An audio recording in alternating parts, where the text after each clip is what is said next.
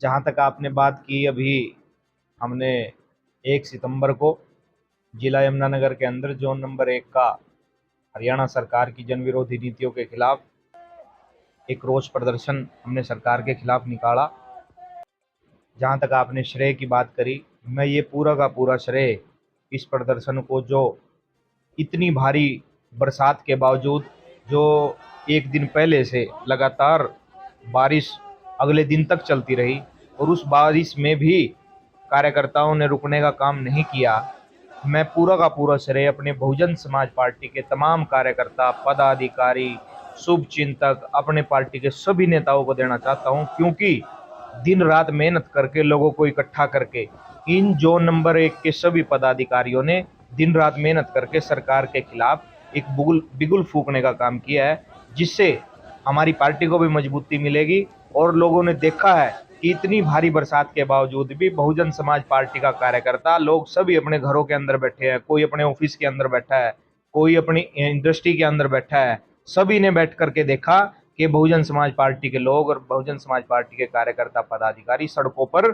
सरकार के खिलाफ बिगुल फूकने का काम कर रहे हैं। ये मैं पूरा का पूरा श्रेय अपने पार्टी के पदाधिकारियों को देता हूं, और मैं सभी तमाम जोन नंबर 1 के तमाम पदाधिकारियों, कार्यकर्ताओं, शुभचिंतकों, बहुजन समाज पार्टी के नेताओं को, सभी को हाथ जोड़ करके बहुत बहुत धन्यवाद देता हूं कि उन्होंने सरकार के खिलाफ जो ये प्रदर्शन किया, मैं उसके लिए बहुत बहुत धन्यवाद उनका जोन नंबर 1 के पदाधिकारियों का करता हूँ।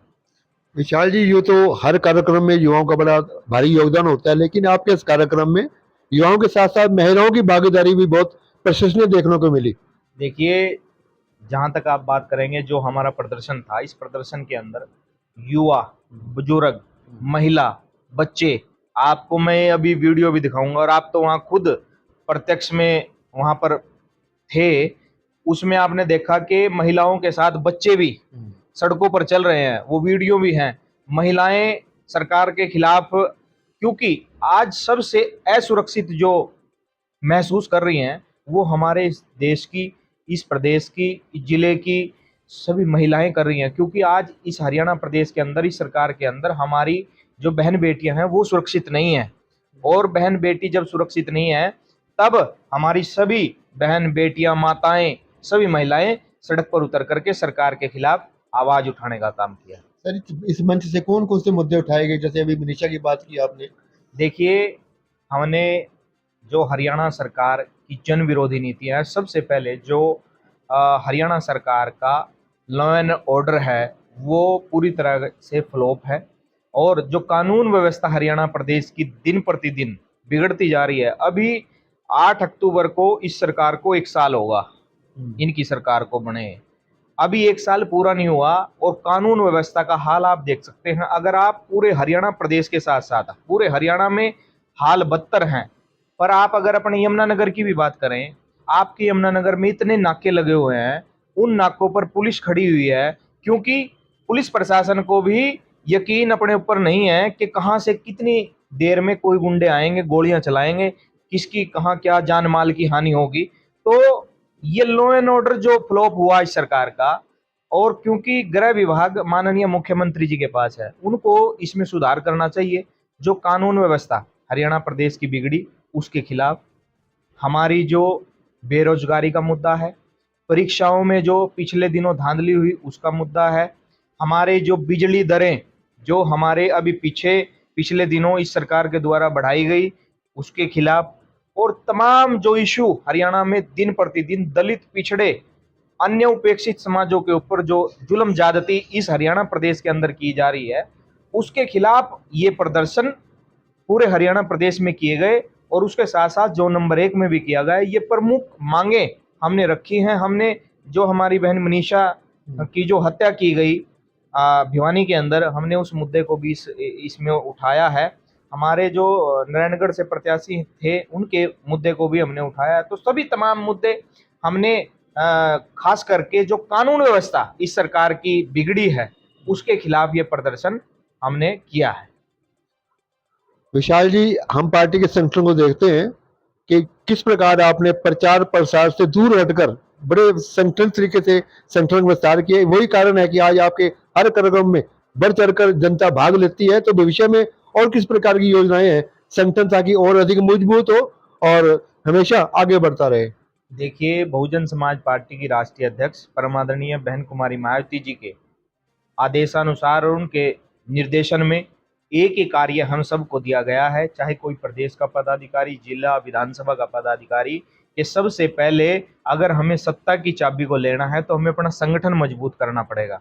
हमने पहले प्रदेश का संगठन अपना मजबूत किया, फिर जिले का संगठन हमने मजबूत किया, फिर विधानसभा का संगठन हमने मजबूत किया, और अब हमारे कार्यकर्ता और पदाधिकारी सेक्टर और बूथ के संगठन को बनाने के लिए दिन रात मेहनत कर रहे हैं। और सबसे पहली हमारी लक्ष्य ये है कि हम हरियाणा प्रदेश के अंदर अपनी पार्टी का मजबूत संगठन खड़ा करके एक मिसाल पैदा करें कि बहुजन समाज पार्टी, क्योंकि इस देश के अंदर अगर कोई कैडर की पार्टी है, कैडर बेस कोई पार्टी है, तो वो बहुजन समाज पार्टी है। हम अपने कैडर को साथ लेकर के बहुजन समाज पार्टी के संगठन को पूरे हरियाणा प्रदेश के अंदर बड़ा मजबूत करने का काम कर रहे हैं, और हमारे कार्यकर्ता सभी उत्साह के साथ काम कर रहे हैं। विशाल जी, बात करते हैं वर्तमान स्थिति की। आप जानते ही हैं कि देश भर में बरसात के कारण प्राकृतिक आपदा की जनता जो मार झेल रही है। जिगारी विधानसभा भी मैंने देखा है कि क्लस्टर के आसपास के गांव में बहुजन समाज पार्टी के कार्यकर्ता लगातार जनता के बीच में रहकर बाहर रात कार्यों में अपना योगदान दे रहे हैं।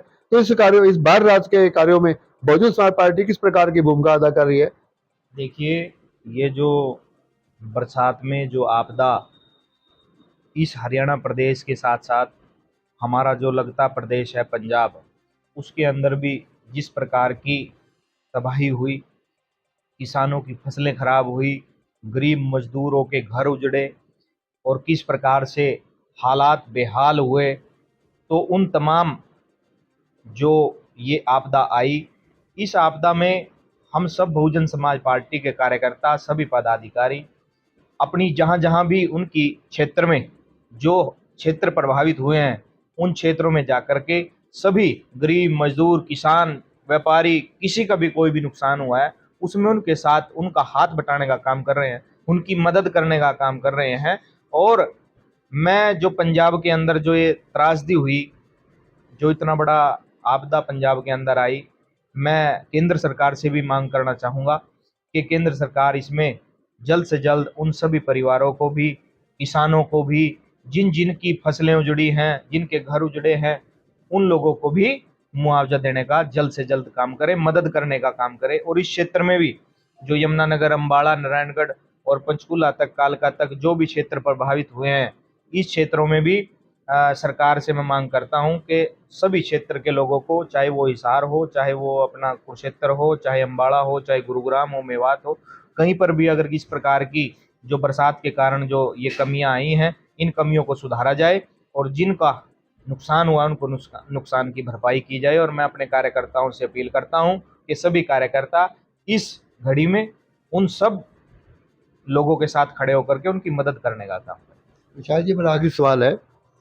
जनता देख देख भी रही है और सोच भी रही है कि इस बाढ़ क्षेत्र कार्यों में जो लोग लगे हुए हैं, समाज सेवी लगे हुए हैं और संस्थाओं के लोग लगे हुए हैं, लेकिन भारतीय जनता पार्टी के जो निर्वाचित विधायक हैं, चाहे वो बाहर चले गए या जनता के बीच में भाजपा का संगठन नजर नहीं आ रहा सर। देखिए, अगर आप भारतीय जनता पार्टी की पर्टिकुलर बात करें, राजनीतिक पार्टी की, वैसे तो ये राजनीतिक क्षेत्र का कोई मामला नहीं है, क्योंकि इसमें सभी राजनीतिक दलों के लोग, आदरणीय बहन कुमारी मायावती जी का भी कल इसी मुद्दे पर ट्वीट भी आया है, और उन्होंने मांग की है कि सरकार इसमें हस्तक्षेप करके मदद करे और हमारे कार्यकर्ता भी मदद करें।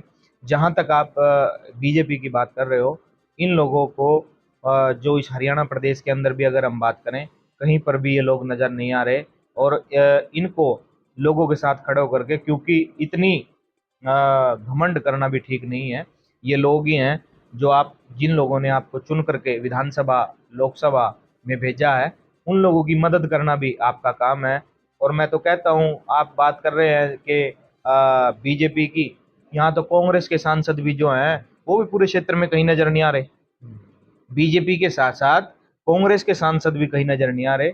और आज जो सामाजिक संस्थाएं हैं, चाहे वो पूरे हरियाणा प्रदेश की या हमारे जिला यमुनानगर की जो सामाजिक क्षेत्र की संस्थाएं हैं, वो जो इन लोगों की मदद करने के लिए आगे आ रही हैं, वो बड़ी काबिलियत तारीफ है। मैं उनका बहुत बहुत धन्यवाद करता हूं कि वो सभी संस्थाएं जो लोगों को राजनीति से ऊपर उठ करके अपनी संस्थाओं के माध्यम से किसी को खाने की व्यवस्था करवा रहे हैं, किसी को मकान की व्यवस्था करवा रहे हैं, किसी को पैसे की व्यवस्था करवा रहे हैं।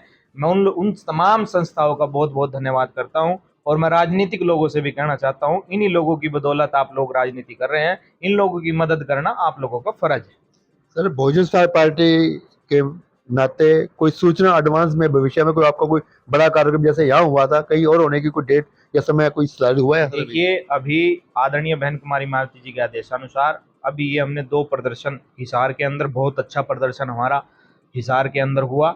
उसमें भी हजारों की संख्या में लोग पहुंच करके सरकार के खिलाफ गरजने का काम हुआ। ऐसे ही यमुनानगर के अंदर हमने प्रदर्शन सरकार के खिलाफ किया। अभी हमारी कोई रणनीतियां बनाई जा रही हैं, किस प्रकार से हम हरियाणा प्रदेश में और तेज गति से अपना कार्य को बढ़ाएंगे। और खास करके अब हम अपने संगठन को खास तौर पर मजबूत करने का काम कर रहे हैं और संगठन के कार्य को अहम रोल अदा करते हुए संगठन को मजबूत बनाने का काम करेंगे, क्योंकि सत्ता की चाबी जो हमें लेनी है उस संगठन के माध्यम से लेनी। जब हमारा संगठन मजबूत होगा तो निश्चित तौर पर हरियाणा प्रदेश के अंदर बहुजन समाज पार्टी की भी भागीदारी होगी। सर, मुख्यमंत्री का दावेदार कौन होगा? हमारी नेता आदरणीय बहन कुमारी मायावती जी हैं। हम सभी नेता जो इस देश के अंदर बहुजन समाज पार्टी के तमाम पदाधिकारी और कार्यकर्ता बहुजन समाज पार्टी में काम कर रहे हैं, हमारी नेता आदरणीय बहन कुमारी मायावती जी हैं। हम सभी उन्हीं के निर्देशन में, उन्हीं के मार्गदर्शन में काम कर रहे हैं। हम आदरणीय बहन कुमारी मायावती जी के हर फैसले के साथ हैं। बहुत बहुत शुक्रिया विशाल जी, बहुत बहुत धन्यवाद। जय। हमारे साथ उपस्थित है चौधरी विशाल गुजर खदरी से, जो प्रभारी है हरियाणा बहुजन समाज पार्टी के। चर्चा शुरू करते हैं। सबसे पहले गत दिवस बहुजन समाज पार्टी के जोन नंबर 1 में एक विशाल धरना प्रदर्शन किया गया। उम्मीद से अधिक लोगों का वहां जमावाड़ा देखने को मिला। बरसात के बावजूद सैकड़ों गाड़ियों में हजारों की संख्या में लोग वहां पहुंचे हुए थे। इतना बड़ा प्रदर्शन देखकर यहाँ जो विरोधी दल हैं उनकी भी रातों की नींद उड़ी हुई है। तो लेते हैं जानकारी भाई विशाल गुज्जर जी से कि रैली जो कामयाब रही, इसका श्रेय आप किसको देना चाहोगे और क्या कारण है कि बीएसपी का जनाधार दिन ब दिन बढ़ता जा रहा है? श्री विशाल गुज्जर खदरी जी, विशाल। नमस्कार भामरी जी, आपके सभी दर्शकों को मेरी तरफ से नमस्कार।